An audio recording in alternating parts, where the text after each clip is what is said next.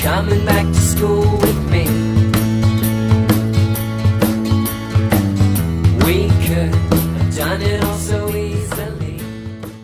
Hi, my name is Craig Thompson Wood. I'm the board game teacher. Thanks for coming to the classroom. Today we're taking a look at Qwirkle by Mindware.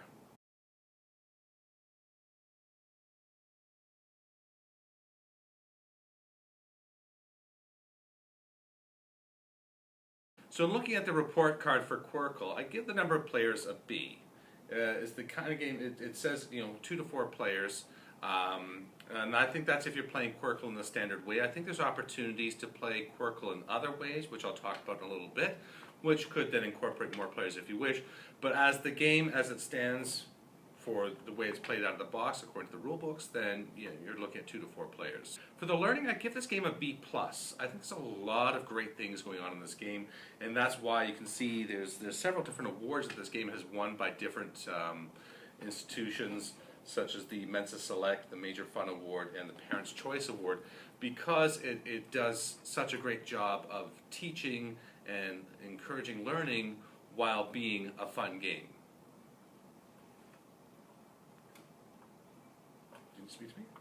For fun, I give this game a B. I think, I was actually a little bit surprised. This is one of those games that kind of flew under my radar for a long time. I didn't give it too much mind, but certainly in looking to do this channel, looking to get more games into my classroom, I did pick up a copy of this game, and I was pleasantly surprised at how much fun it is. For time, I'm going to give this game a B+.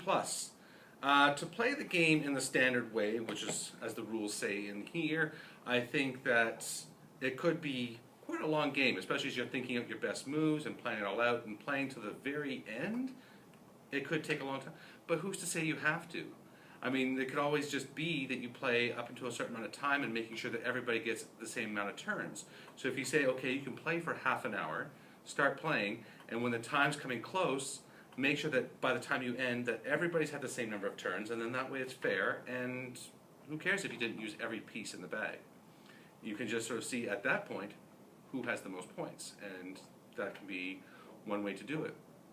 There's also, as I'm saying, other ways to play the game, and those could be quicker ways too than the standard way to play, which can then again make it more adaptable to the game, hence the B+. For cost, I'm going to give this game a B+. I think that for the wooden pieces that you're getting in the game, now normally wooden pieces right off the bat are going to make the game more expensive, but the standard box of Qwirkle only costs about $24. So that's a very good price for amount of pieces and everything you're getting in this game. For any sort of standard board game nowadays, $24 is a very good price. But what's more is that you could buy a travel version of Qwirkle, and a travel version, which I don't have, would only be about $16. So it's a smaller one, and it's used to, I guess if you're playing on the go, like if you're in a car, playing, traveling on a beach, whatever. It's just more portable. So a smaller version, less money, only $16.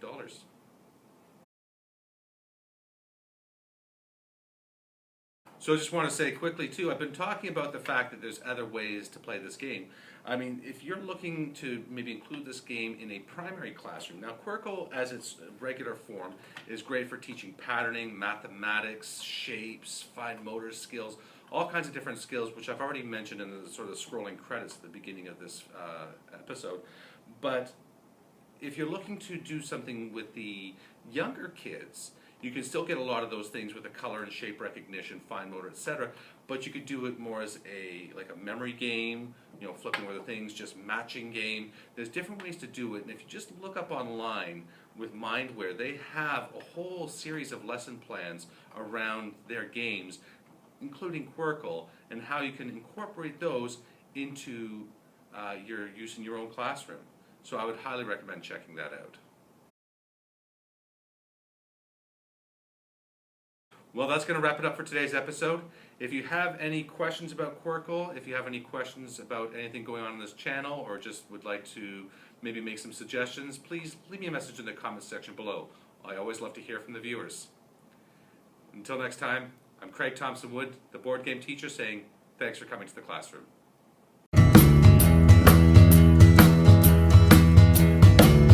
Are you coming back to school with me. We could